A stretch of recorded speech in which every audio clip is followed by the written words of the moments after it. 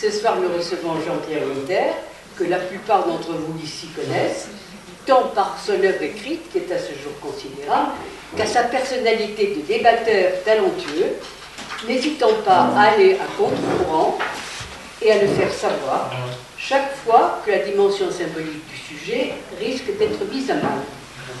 Mais nous le connaissons également comme ami de l'APF, puisque c'est lui qui présenta ici même l'an dernier, lors de la parution de notre ouvrage collectif, « Qu'est-ce que la guérison pour la psychanalyse ?» Et nous ajoutions ensemble à l'aparté que Jean-Pierre Winter avait participé à notre ouvrage collectif sur « Qu'est-ce que le corps pour la psychanalyse ?» Et il a produit un article, enfin il a fait une conférence ici et produit un article qui a été remarqué, si j'ai bien compris. Voilà. Alors, vous êtes psychanalyste de formation philosophique, vous avez été membre de l'école freudienne jusqu'à sa dissolution, formé par Lacan et très proche de Françoise Dolto, avec laquelle vous signerez en 2002, chez Gallimard, un livre d'entretien, Les images, les mots, le corps. Vous êtes président du mouvement du couple freudien. Outre vos activités de clinicien, vous animez et supervisez des séminaires de formation, comme ça a été le cas pendant quelques années, je ne sais pas si c'est toujours le cas, dans le cadre du GAREP, le groupe antillais de recherche d'études de formation analytique. Vous enseignez en outre au Collège des études juives de l'Alliance universelle. Alors, je voudrais dire un mot de votre œuvre écrite, qui est si foisonnante que je ne pourrais pas l'investir dans cette courte présentation. Par conséquent, je retiendrai quelques titres qui ont fait date, me semble-t-il, dans notre communauté analytique. D'abord, Les errants de la chair, étude de l'hystérie masculine, paru en 1998 chez Calment-Lévy, un premier essai sur un véritable tabou, puisque depuis plus d'un siècle après les travaux de Charcot, l'hystérie ne se déclinait qu'au féminin. Dans ce travail, vous dessinez les contours de ces hommes hystériques, perpétuellement instables, décevants, toujours ailleurs et toujours dans l'attente. Alors, vous explorez leur structure au travers du donjuanisme, au travers des avatars du maranisme, de ce qui est caché, ce qui est tu, ce véritable impensé qu'est l'impuissance. Comme les hystériques femmes qui cherchent au travers du prêtre ou du médecin un maître à faire chuter, eux trouvent le leur, maître, dans les grands corps constitués, politiques, judiciaires ou économiques. En 2010, vous publiez chez Albin Michel Homo parenté.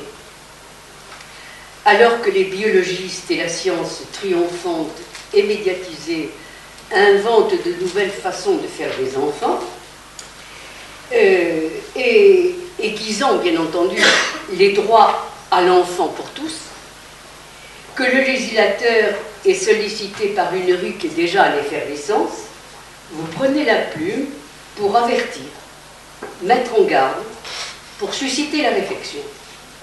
De votre place de psychanalyste et de surcroît d'analyse d'enfant.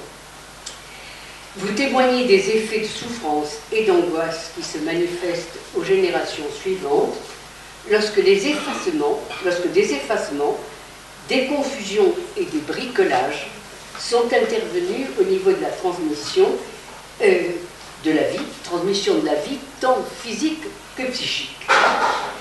La parenté, que vous allez distinguer soigneusement de la parentalité, le nouveau terme substitution et glissement qui entretiennent pour vous confusion et vacillation de la pensée. Par conséquent, la parenté, écrivez-vous, est un système de place centré sur la différence des générations, c'est-à-dire sur la reconnaissance du fait de la procréation, et est sous-tendu par un système de place fixe qui situe le réel de la différence des sexes et de la transmission de la vie. Place fixe qu'on ne peut pas jouer à changer. La parenté est un système symbolique qui nous ancre dans un monde où tout n'est pas possible.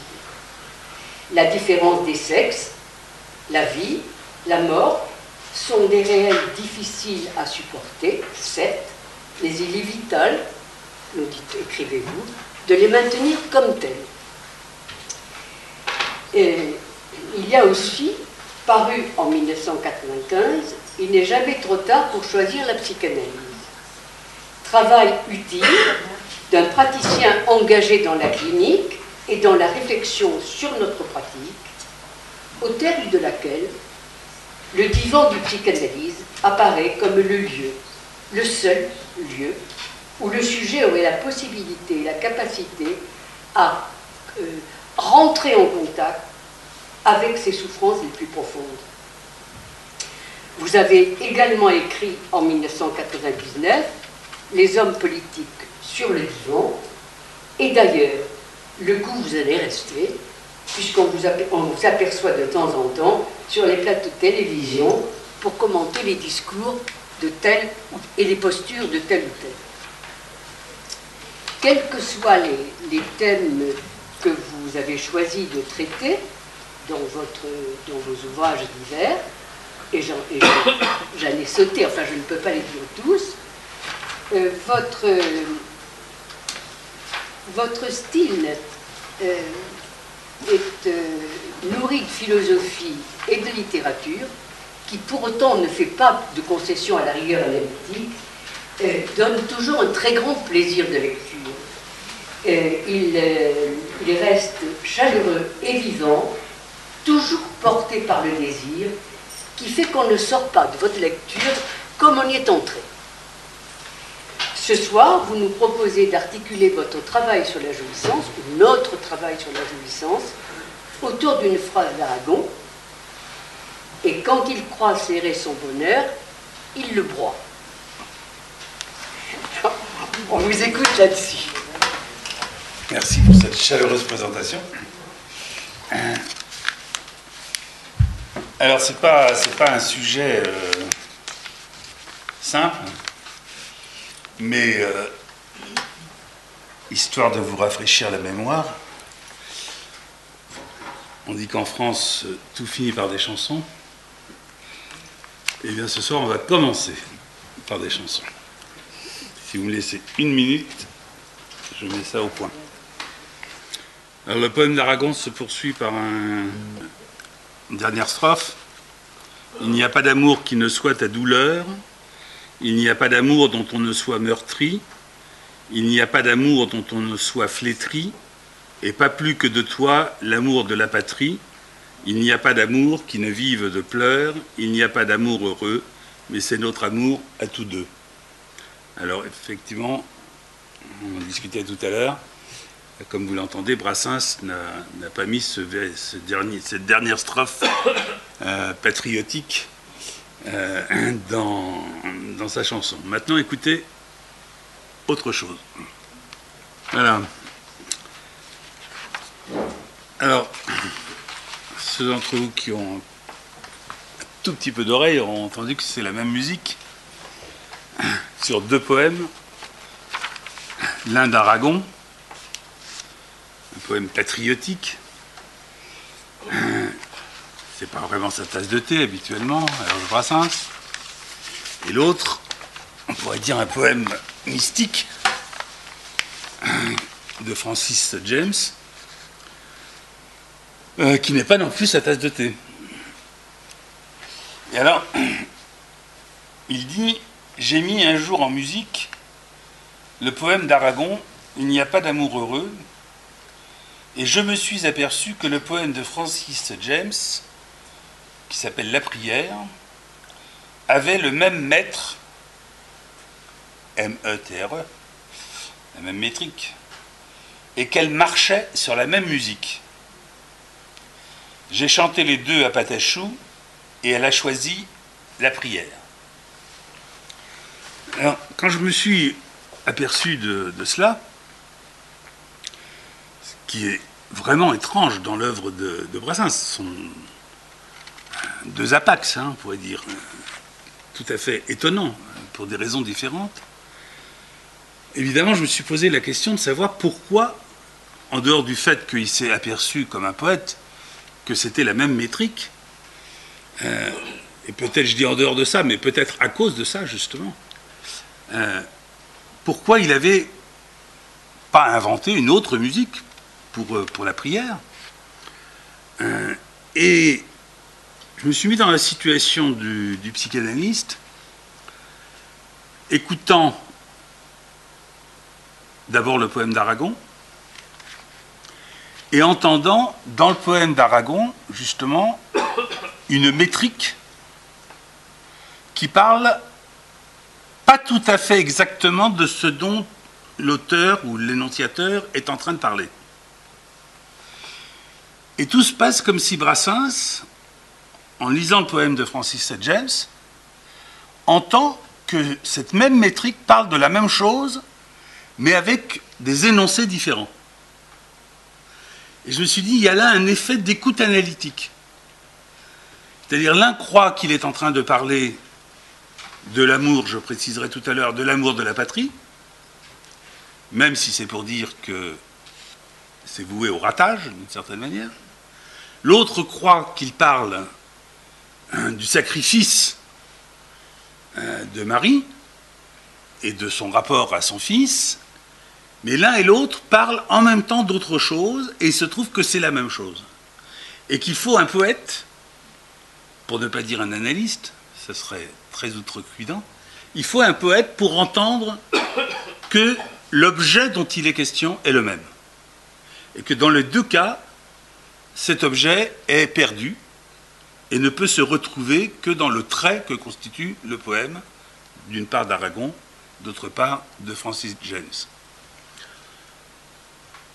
On peut s'étonner d'ailleurs, enfin en tout cas moi je me suis étonné du fait que Brassens soit un lecteur de Francis James, moins qu'il soit un lecteur d'Aragon, parce qu'il n'y a pas besoin d'être communiste pour lire Aragon. Il y a des gens qui sont loin d'être communistes et qui apprécient Aragon comme un très grand écrivain, mais Francis James c'est quand même beaucoup plus rare, et c'est un auteur effectivement décidément mystique. Comment ? Justement, voilà, comme Lacan, absolument. Alors, je suis parti de là pour essayer de réfléchir à ce que je pourrais vous dire sur la question sur cette question délicate, difficile, de la jouissance, dont je pense vous avez déjà entendu parler à plusieurs reprises cette année. Et je me suis dit, bon, en fait, quand on parle de jouissance, on parle de l'effort que le sujet, c'est bien rapide déjà de le dire comme ça, mais enfin, pas au sens rigoureusement théorique de sujet, l'effort que fait le sujet pour essayer de retrouver une jouissance. Pour essayer de retrouver, tout en sachant que ça sera impossible, ou en tout cas en le découvrant au fur et à mesure de sa recherche, il y a ce qu'on appelle la jouissance, ce serait l'effort de retrouvailles d'une jouissance impossible. Mais comme c'est impossible, et c'est une des raisons pour lesquelles je vous ai proposé ces deux poèmes, mis en musique, comme c'est impossible, il y a quelque chose qui vient à la place. Et ce quelque chose qui vient à la place, c'est le plus souvent, expérience analytique aidant, c'est le plus souvent un trait d'esprit. Une marque qui indique quelque chose qui est de l'ordre de la chute de l'objet, mais d'un objet qui est toujours déjà perdu. Alors, si on prend les choses par ce biais-là, je dirais que la question de savoir si la psychanalyse est ou pas une promesse de bonheur peut se dire sous la forme de la psychanalyse est-elle une promesse de jouissance ? Parce que, évidemment, si on est en quête comme ça, de retrouvailles avec une jouissance première perdue, c'est qu'on en espère un gain, et un gain qui serait un gain de, pas seulement d'aller mieux, mais un gain une promesse de jouissance, qu'on appelle promesse de bonheur. On est averti quand même, quand on a un peu vécu, du fait que même si ça nous arrive, ça ne sera pas en continu, ça sera, disons, partiel, ou, comme pour employer l'expression de Freud, ce sera éphémère. Alors, première question que je me suis posée, est-ce que, ou plus exactement je vais le dire comme ça, quel est le texte de Freud qui nous parle le plus de cette approche approximative, de cette jouissance d'un objet toujours déjà perdu, de cet objet chu? Bien, je crois que, en référence au titre que j'ai donné, je crois que le texte de Freud qui est au plus près de cela, qui nous donne là-dessus le plus à penser, à réfléchir, c'est le mot d'esprit et ses rapports avec l'inconscient.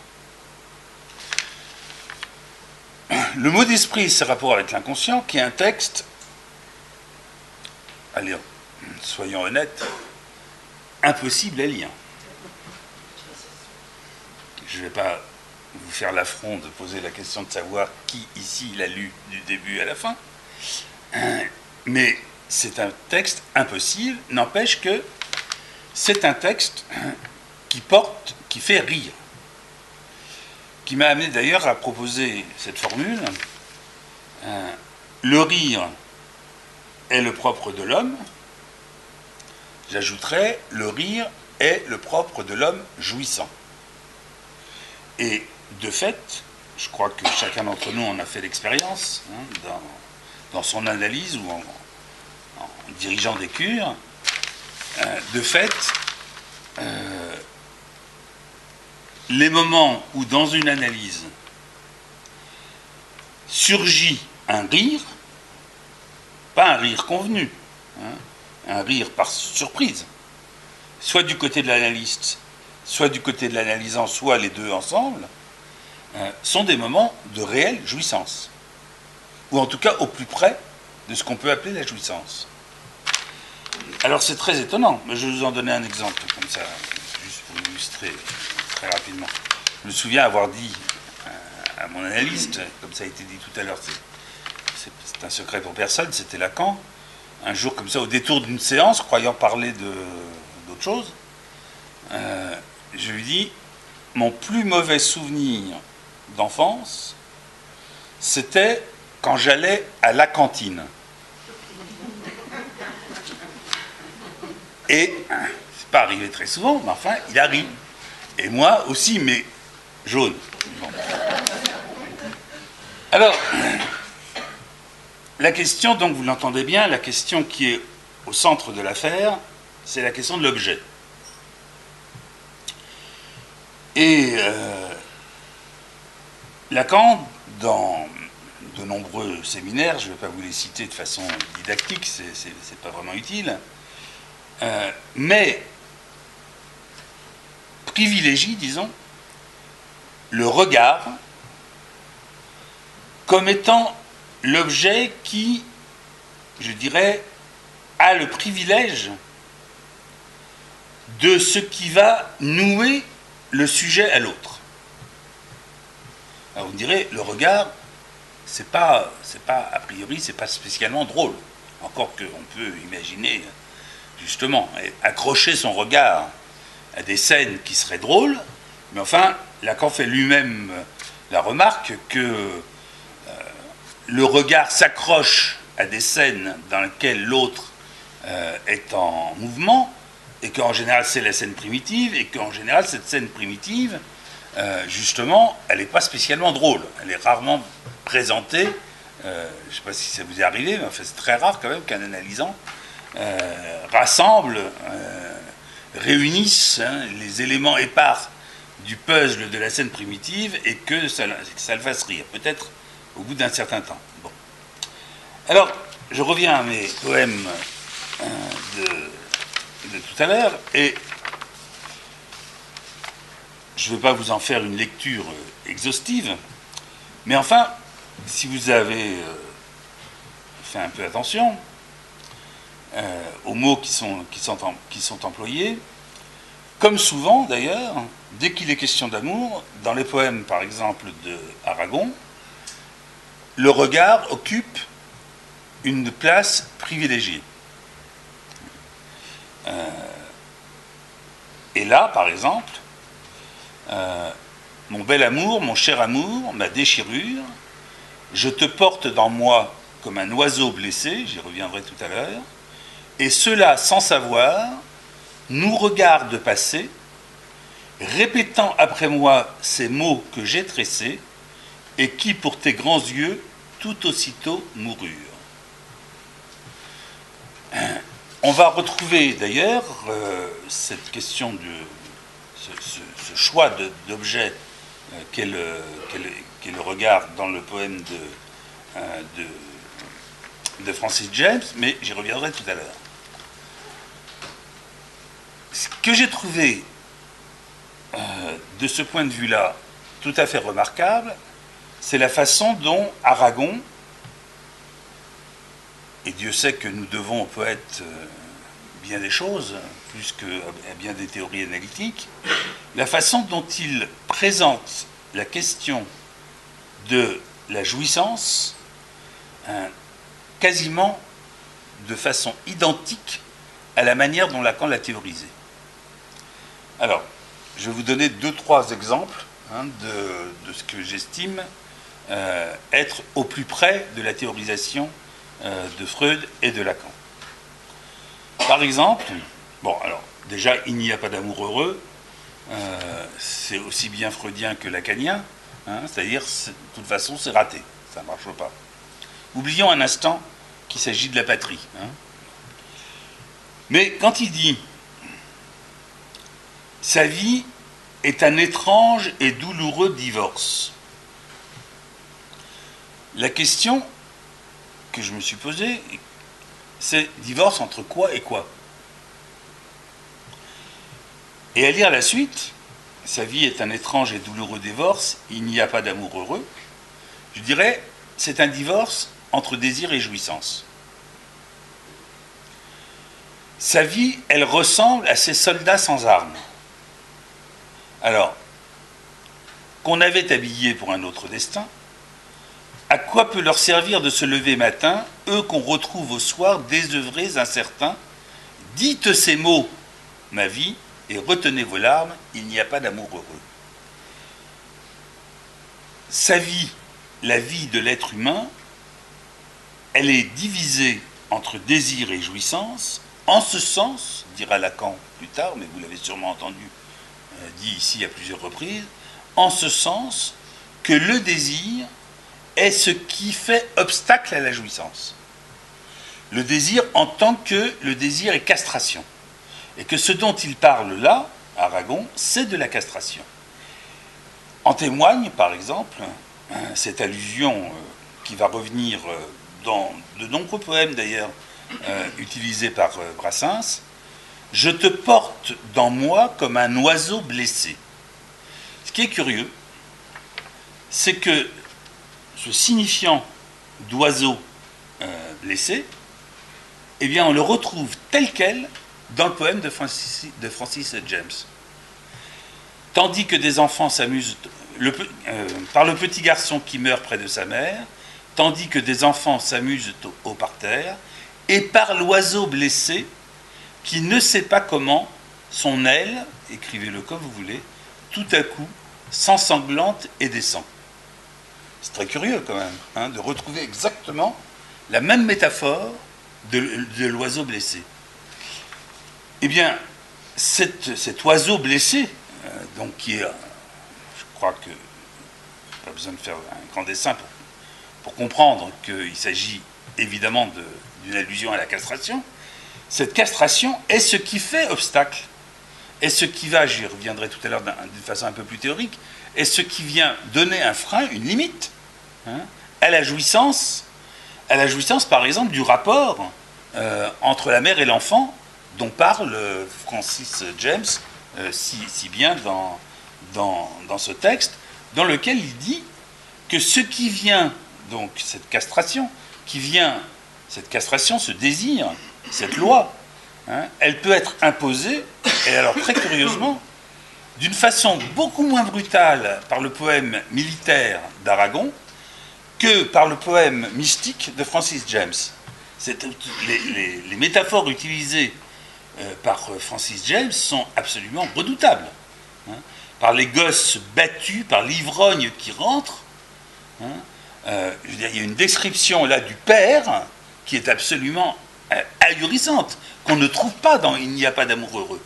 Hein, par les gosses battus, par l'ivrogne qui rentre, par l'âne qui reçoit des coups de pied au ventre, et par l'humiliation de l'innocent châtié, par la Vierge vendue qu'on a déshabillée, par le fils dont la mère a été insultée. Je vous salue Marie. Donc, quand on le reprend, quand on le lit, quand on le re-relit, c'est assez poignant quand même. Hein. Et donc cette figure-là du désir intervient, je dirais, comme médiatrice dans le rapport du sujet à la jouissance. Alors je pourrais continuer le rapprochement entre les deux poèmes un peu plus longuement. Je voudrais d'abord, juste comme ça, faire remarquer que je trouve que ce vers d'Aragon est absolu. Il y a un vers que je trouve absolument magnifique. J'espère que je vais le retrouver tout de suite. Parce que, bon, je le retrouverai tout à l'heure. Donc je reviens à la question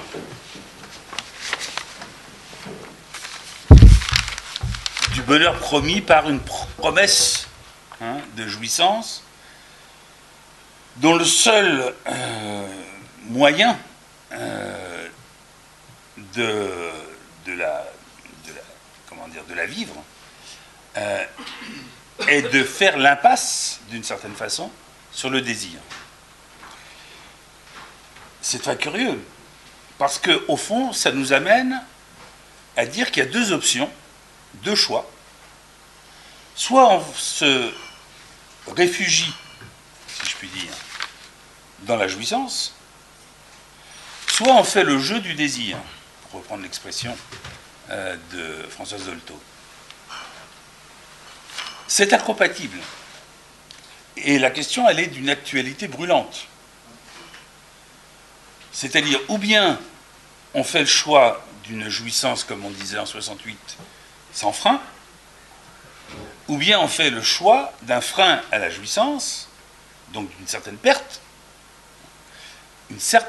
pas une perte totale, d'une certaine perte, qui met en jeu, qui met en scène, qui permet, qui autorise, je ne sais pas comment le dire autrement, qui autorise le désir.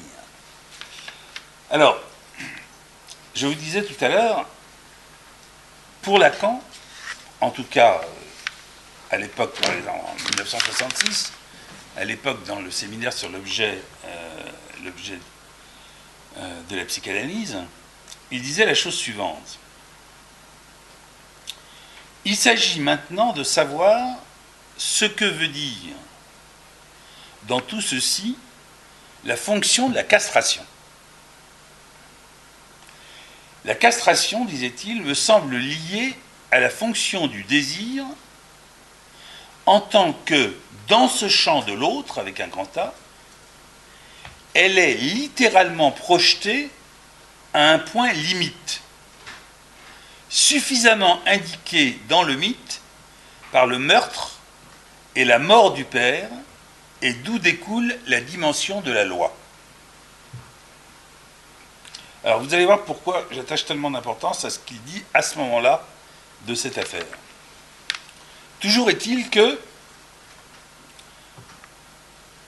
tout ça nous ramène aux considérations qui portent sur la loi, c'est-à-dire que quand on parle du désir, Lacan dit quelque part, je ne sais plus où, le désir refoulé, c'est la loi, hein, c'est la même chose. Quand on parle du désir, on parle de la loi, et la loi pour un psychanalyste, c'est l'Oedipe, c'est l'interdit de l'inceste. Lacan dit, on oublie le plus souvent que dans ce qu'il appelle à ce moment-là un mythe, le mythe freudien de la horde primitive,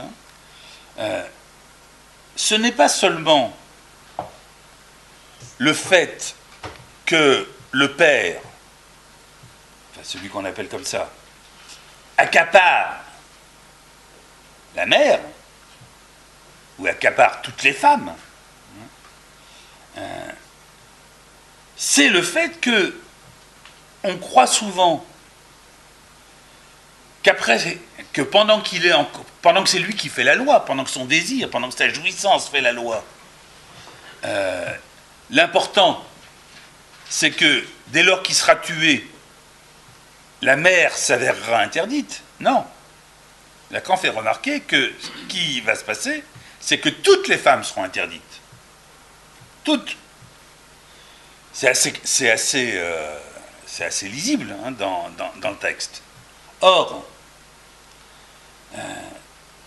le mythe d'Oedipe, c'est le mythe de la castration. C'est quelque chose donc qui nous suggère, nous dit-il, une dialectique avec ce qui s'est instauré à la suite de la mort du père, hein, et qui va ouvrir sur quoi? Qui va ouvrir sur l'angoisse. Il y a quelque chose à étudier ou à reprendre cliniquement, des rapports entre l'angoisse et la jouissance. Alors, je vous en donne un exemple clinique. Ça éclaire toujours mieux les choses. Tel patient raconte à son analyste que un de ses amis, à la suite d'un exposé qu'il avait fait dans une société savante, l'appelle le lendemain en lui disant tu sais, une telle qui est quelqu'un d'extrêmement connu et qui a assisté à ta conférence s'est répandue dans toute l'université pour dire qu'elle n'avait pas du tout apprécié ton petit côté donneur de leçons. Évidemment, comme la personne à qui il s'adresse avait un énorme transfert sur la personnalité en question, le choc est rude.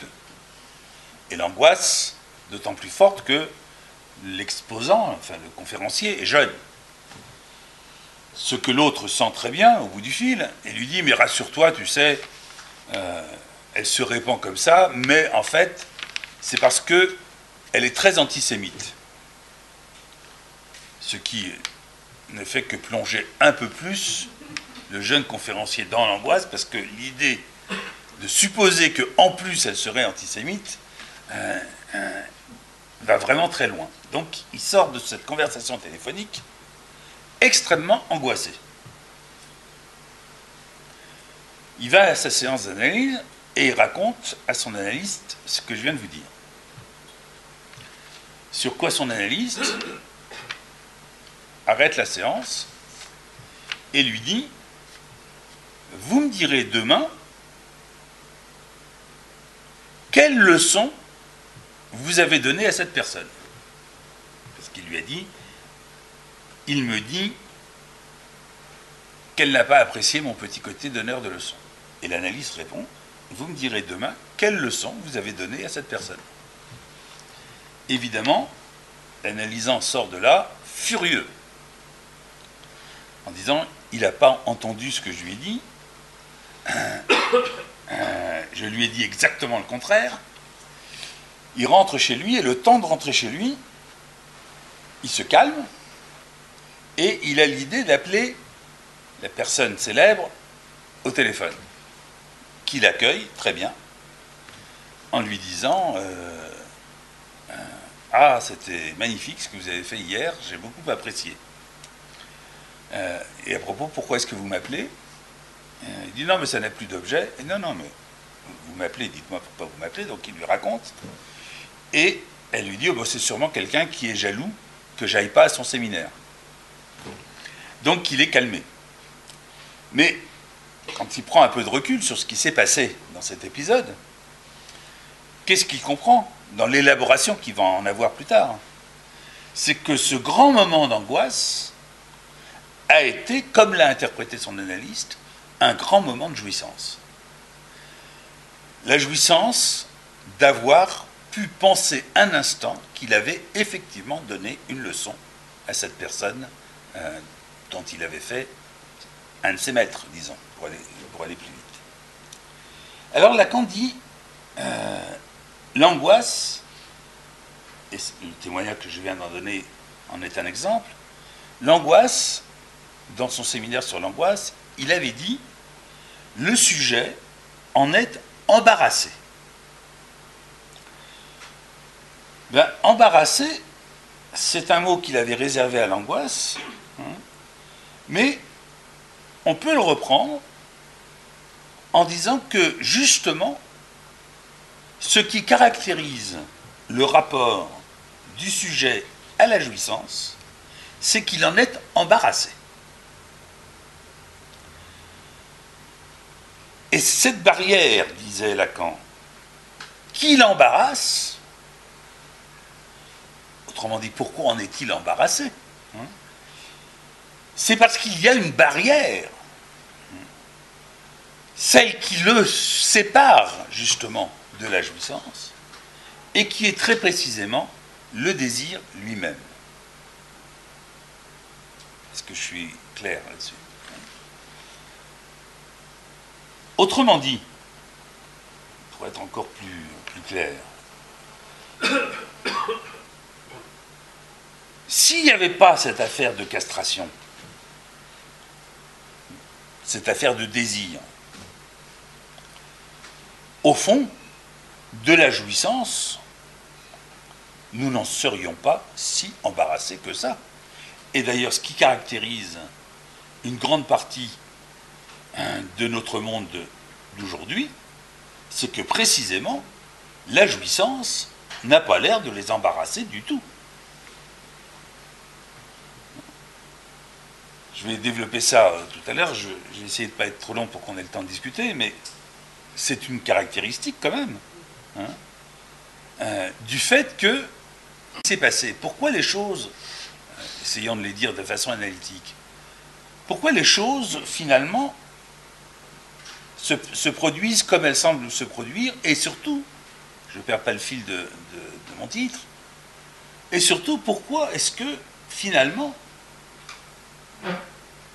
le fait de se débarrasser, pour le coup, de se désencombrer du désir, ne nous apporte pas plus de bonheur, contrairement à ce que nous aurions pu imaginer.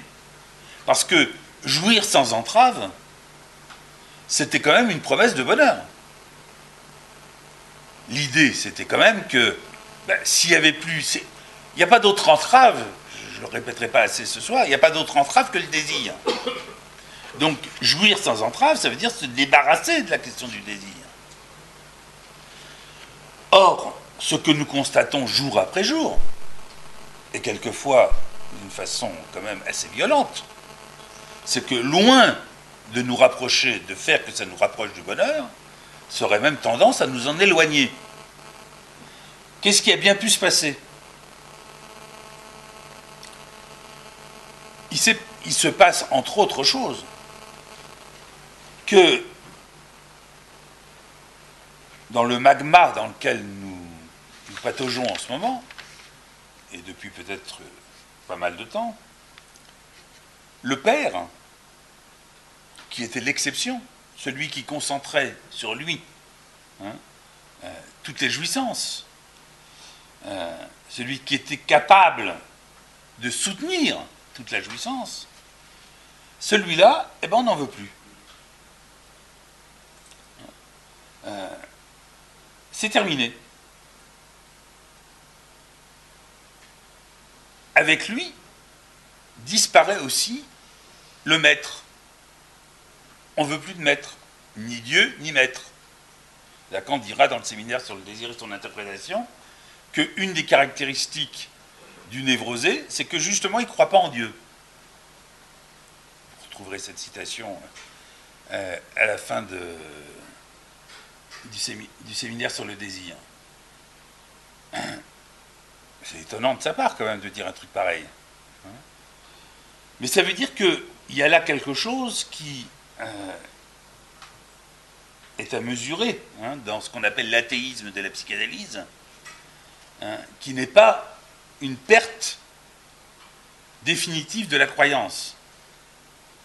Parce que celle-là nous entraîne justement dans des horizons qui sont des horizons insoupçonnables du côté de la violence. Mais je reviens au maître. Le maître, en même temps que on fait l'impasse sur le père, le maître disparaît ou est appelé à disparaître lui aussi de la circulation. Or, et là, je dirais, j'ai un certain désaccord, disons, avec la façon dont Lacan formule les choses. Le père et le maître, c'est pas la même chose.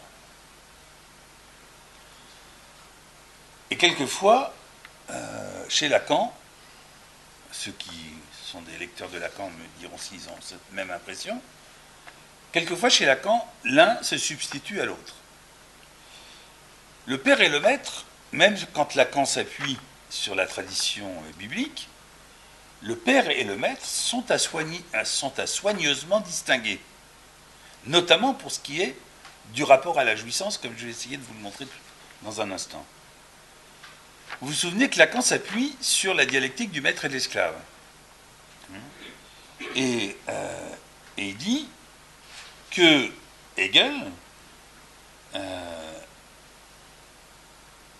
attribue au maître de garder par devers lui le privilège de la jouissance, ceci sous le prétexte que l'esclave, pour conserver sa vie, y a renoncé à cette jouissance. Et il dit, ça ne tient pas debout cette histoire, parce qu'en fait, celui qui jouit, c'est l'esclave. Et le maître est privé de cette jouissance qui du coup revient à l'esclave. Mais comme il fait la confusion de temps en temps en attribuant au père primordial et au maître la même place, on ne sait plus très bien à quoi on a affaire. Alors, je faisais allusion à la Bible. Dans la Bible, on distingue, dans le Pentateuque, on distingue soigneusement les deux places. Il y a 3 pères, Abraham, Isaac, Jacob, et Moïse n'est pas un père du judaïsme, c'est un maître. L'expression biblique, c'est Moïse, notre maître. Freud, lui, il fait comme si Moïse était le père du judaïsme. Voire même, il lui attribue d'être le meilleur des fils. Vous vous souvenez, c'est la première phrase de Moïse et le monothéisme. Déposséder un peuple de l'homme qu'il considère comme le meilleur de ses fils n'est pas chose aisée, surtout si l'on appartient soi-même à ce peuple. Sauf que dans la tradition judaïque, c'est justement pas un père.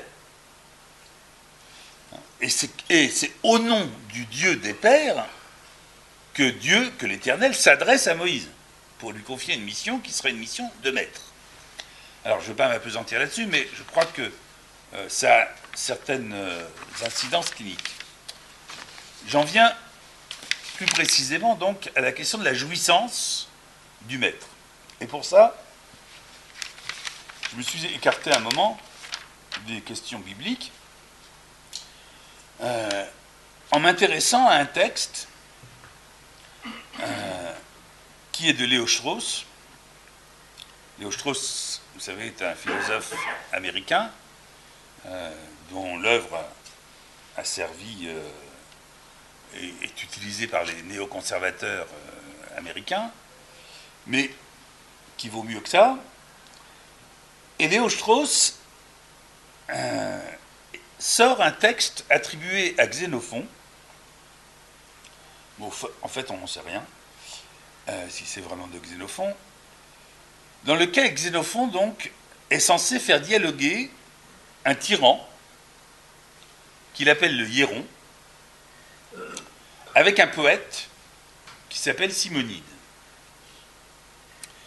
Et il les fait dialoguer à propos de quelque chose de tout à fait intéressant et qui nous concerne parce que je n'ai pas voulu vous parler ce soir sans faire allusion à la situation qu'on est en train de vivre ou qu'on risque de vivre. Il les fait dialoguer donc sur une chose tout à fait intéressante qui concerne précisément la question de la jouissance et plus précisément la jouissance du tyran. Quelle est la condition, quel est le statut de vie du tyran? Alors, le tyran, c'est tout ce que vous voulez, hein, le dictateur, en tout cas celui qui dirige la nation. Pour ça, il imagine un dialogue qu'il veut d'une totale franchise. D'ailleurs, je ne sais pas si vous avez remarqué, mais il y a un nombre de candidats aux élections qui s'appelle François. C'est hallucinant quand on sait ce qu'il raconte. Donc on peut imaginer quelque part en Grèce, hein, dans une ville grecque ou dans une cité grecque, Hieron donc commence par démontrer, point par point, à son interlocuteur, ce que l'opinion imagine des jouissances lui démontrer que ce que l'opinion imagine des jouissances du tyran est aux antipodes de ce qu'est réellement le rapport du tyran à la jouissance. Alors il lui fait une démonstration, je n'ai pas le temps de vous la refaire en entier, mais je vous en donne quelques points. Il lui dit qu'il y a deux choses qui sont radicalement différentes et qui ne se recoupent pas. C'est ce que le peuple imagine de ce qui fait jouir le tyran et ce dont le tyran jouit.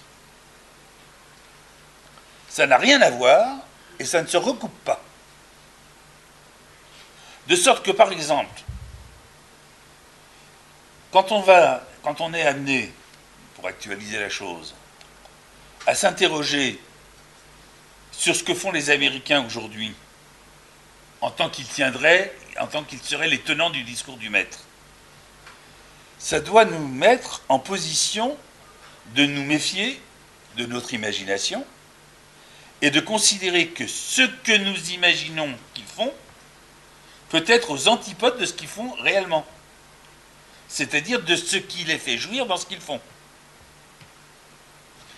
Alors le dialogue, pour revenir à lui, commence par une question sur les différences, et on pourrait dire c'est tout à fait freudien, voire repris à sa façon par Lacan, sur les différences entre les plaisirs sensoriels éprouvés par les gens ordinaires et ceux éprouvés par le tyran. Plaisir et douleur, comme par hasard, plaisir des yeux, j'y reviens, des sons, des odeurs, du goût, du sexe, rapport même aux sensations de chaud et de froid, de léger et de lourd. En somme, la question sera, ou la question est, c'est comme ça en tout cas qu'elle est formulée au Hieron par le poète Simonide, qui lui dit la chose suivante. Toi, qui n'as pas toujours été un tyran, ça veut dire, t'es pas né comme ça, hein, que tu l'es, tyran, et ce depuis un certain nombre d'années. As-tu repéré sur toutes ces questions un avant et un après? Imaginez que la question pourrait être tout à fait une question posée à quelqu'un qui a eu un parcours analytique. Est-ce que tu as repéré un avant et un après? Ça vaut le coup des fois de poser la question à certaines personnes qui viennent nous voir, quand elles nous disent qu'elles ont eu déjà un parcours analytique avant de venir. En gros, traduisons la question pour ce soir de la façon suivante. Est-ce que tu jouissais différemment lorsque tu n'étais pas tyran de quand tu l'es devenu? Je vous rappelle au passage, mais je ne vais pas le préciser à chaque fois, que c'est une question qui est à la fois individuelle et une question politique. La question de l'avant et de l'après, c'est la question qui est éminemment politique depuis la Révolution française, celle de la promesse de bonheur. Est-ce que la Révolution, au sens politique du mot, historique, est-ce que la Révolution a été un avant et un après? Il y a eu un avant et un après sur la question du bonheur, ou est-ce que non? C'est-à-dire, est-ce que c'était une révolution au sens étymologique, c'est-à-dire une révolution pour rien, quelque chose qui est revenu à la même place, ou pas? Bon. Je pense aussi, par exemple, à ce qu'a été ce moment absolument inouï de notre histoire récente. Je pense au président Bush, dont il était absolument ahurissant de constater, ou ahurissant de ne pas voir le sourire de jouissance permanent, je parle de Bush, vous voyez lequel, sur les lèvres, et son regard, chaque fois qu'il passait à la télévision, qui était celui d'un alcoolique, littéralement.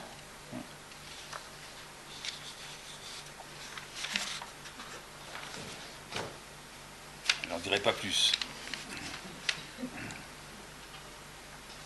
Mais enfin, c'est quelqu'un qui voulait imposer, en tout cas, un certain type de jouissance au monde entier. Et son discours officiel, ça veut dire quoi de le dire comme je suis en train de le dire? C'est moi qui sais ce que c'est que de jouir mal. Je peux me légitimer de mon expérience.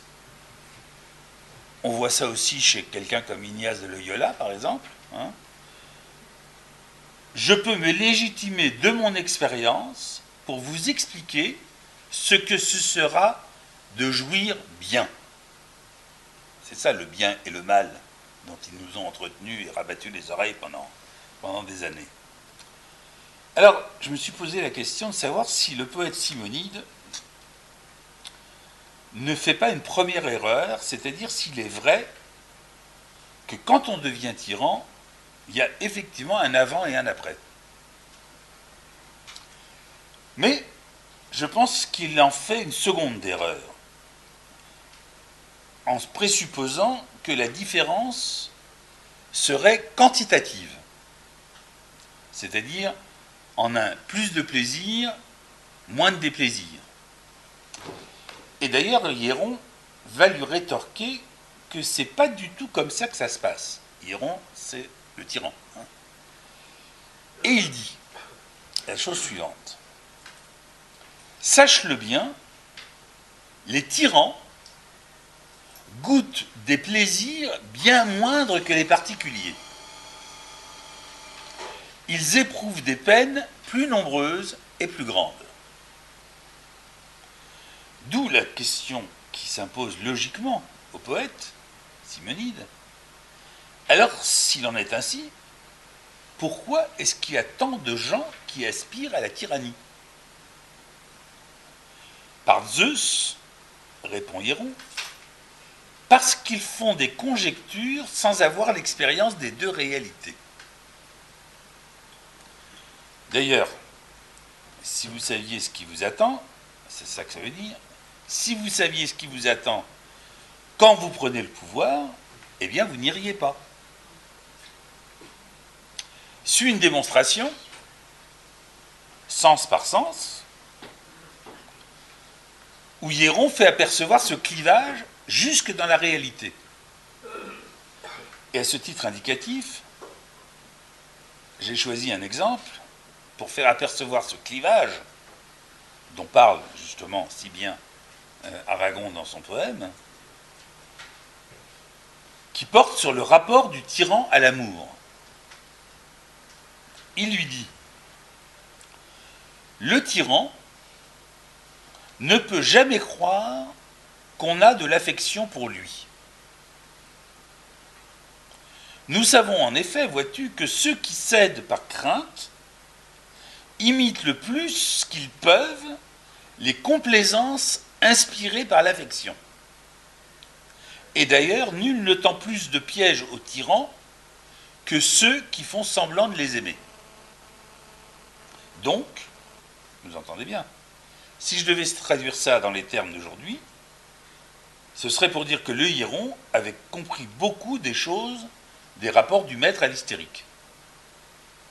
Suivent des développements sur le retournement de la crainte qu'inspire le tyran et qui fait que lui vit en état de crainte, en état de siège permanent. Pas besoin de filer plus que ça la métaphore, hein, vous entendez bien de quoi je cause. Le tyran, ainsi, sait-il qu'au lieu de punir l'assassin du tyran, les cités lui desservent de grands honneurs, et au lieu de lui interdire les sacrifices, comme on fait pour les meurtriers et les particuliers, les cités vont au contraire jusqu'à élever des statues dans les temples aux auteurs des actes de ce genre. Si tu te figures, dit Hiéron, toi, que pour jouir de davantage de possessions que les particuliers, le tyran par suite en tire plus d'agrément, sache, Simonide, qu'en cette matière, il n'en va pas non plus ainsi. Leur grande possession les oblige à un état de guerre perpétuelle qui les contraint à se faire plus haïr encore parce qu'ils doivent, pour se protéger, lever les impôts qui leur permettra d'entretenir une armée qui les protège, ou bien s'ils ne font pas ça, ils doivent périr. J'y vois là l'énoncé d'une logique qui est celle qui est à l'œuvre aujourd'hui, c'est-à-dire que, quel qu'en soient les discours officiels, la logique de la tyrannie n'est pas de se faire aimer toujours plus, mais au contraire, de se faire haïr toujours plus. Je ne vous demande pas de m'aimer. Et la levée des impôts, vous voyez à quoi ça peut correspondre aujourd'hui. En fait, le tyran, dit-il, est dans la privation. Le mot est de Xénophon. Dans la privation des plaisirs qu'il goûtait autrefois. C'est un point qui me paraît très important. Désormais, je vais vous dire pourquoi. Désormais, son quotidien est de craindre la foule et de craindre la solitude. Craindre l'absence des gardes, mais aussi craindre aussi les gardes eux-mêmes. Ne pas vouloir être entouré de gens sans armes, comme dans le poème d'Aragon, et ne pas les voir volontiers armés. N'est-ce pas une condition des plus pénibles, demande le Hiéron? Alors, que reste-t-il pour désirer être tyran? Quelque chose qui ne sert à rien, que je crois que dans notre vocabulaire, on appellera la jouissance, mais qui dans le vocabulaire politique s'appelle l'honneur. Les honneurs. Les honneurs, c'est des fragments de l'honneur. L'honneur qui, dans un premier temps, différencie les hommes véritables des simples humains. Vous avez, à l'occasion de chaque fête, Noël, Pâques, là, récemment, le 14 juillet, etc., ceux qui sont distingués par la légion d'honneur, des gens ordinaires. Eh bien, ces hommes qui sont séparés, ces hommes d'honneur, rapprochent l'homme véritable des dieux, puisque aucun plaisir humain ne semble nous rapprocher de la divinité plus que la joie que procurent les honneurs. Eh bien, même pas. Le tyran vit nuit et jour comme si l'univers l'avait condamné à mort à cause de son injustice. Alors, je reviens à la première question. Comment se fait-il que Hiéron, si c'est une chose si misérable que d'être tyran, et si, comme le dirait Simonide, si quant à toi tu en es convaincu, comment se fait-il que tu ne te délivres d'un mal aussi grand, mais que ni toi ni jamais aucun autre tyran, assurément, n'avait volontairement renoncé à la tyrannie dès qu'une fois vous vous en êtes emparé, vous vous êtes aperçu de ce que ça représentait comme privation de jouissance. Bon, il ne connaissait pas notre président, hein, mais... Eh bien, le Hiéron répond à ça, et c'est pas fait pour nous rassurer, que la condition du tyran est encore plus misérable que tu ne le crois, parce que c'est une condition dont on ne peut même pas se défaire. Sache, dit-il à Simonide, que si quelqu'un a intérêt à se pendre, c'est bien le tyran. C'est-à-dire qu'il y a, dans la logique même de la tyrannie, quelque chose qui pousse le tyran au suicide, qui le pousse à la pendaison, qui le pousse à la destruction, et c'est ce que, reprenant l'expression de Lacan dans l'éthique, j'appellerais la part nocive de la jouissance, qui le pousse à se faire haïr, ce qui va dans le même sens que celui de la destruction. Ou se détruire, ou détruire. Il est en effet le seul à n'avoir intérêt ni à garder, ni à déposer ses misères. En somme, le tyran ne pourra échapper à l'insatisfaction qui est sa condition que par la mort. Alors tout ça, pour finir, nous ramène à la question de savoir ce que c'est qu'un maître, dans la mesure où il n'y a pas de question sur la jouissance qui ne suppose pas de s'intéresser à ce que c'est qu'un maître, et quelle est la fonction du maître par rapport justement à la question, je dirais, du détournement du sens, de l'origine et de son inscription. Disons-le, je conclurai là-dessus, sous forme de question, je terminerai par une question. Si l'hystérique, quand je dis ça, ce n'est pas au sens de la pathologie, c'est au sens de chacun d'entre nous. Si l'hystérique est quelqu'un qui se cherche un maître pour mieux le dominer, et dont la jouissance sera donc de le dominer, c'est quoi un hystérique qui a réussi?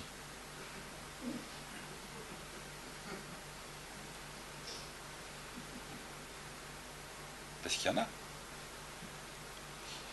La fin du dialogue tel que le rapporte Léo Strauss rend la parole à Simonide, au poète, qui en somme explique à Hiéron que s'il se sent coincé, et je trouve que ça vaut le coup d'être rapporté, que s'il se sent coincé, c'est parce qu'il manque d'imagination. Il lui propose quelques solutions qui consisteraient en gros à donner, à perdre pour gagner, à distribuer, à faire que la protection de son bien, sa cité, soit ce qui identifie ses sujets entre eux. Et Simonide a raison, le maître est quelqu'un qui exclut de fait la dimension du fantasme, donc d'une certaine manière de l'imagination, et qui de ce fait ne peut pas savoir ce qu'il veut. Il s'en remet pour savoir ce qu'il veut à l'esclave, dont il devient du même coup dépendant, comme vous le savez, dans la fameuse dialectique. Hiéron croit que c'est sa vie qui dépend de l'esclave, mais ce n'est pas sa vie qui dépend de l'esclave. Ce qui dépend de l'esclave, c'est ce qu'il veut. Et dire qu'il ne sait pas ce qu'il veut, c'est dire, comme le démontre très très bien le Hiéron en question, que le maître est châtré et que ce dont il jouit, c'est d'être privé. au bout du compte, ça fait surgir, ce que fait surgir le discours de Hieron, c'est la mort. C'est ce qui m'amène en conclusion à dire, sans vraiment soutenir autrement que je ne l'ai fait là, que la politique, au fond, ça n'est rien d'autre que la gestion collective de la pulsion de mort.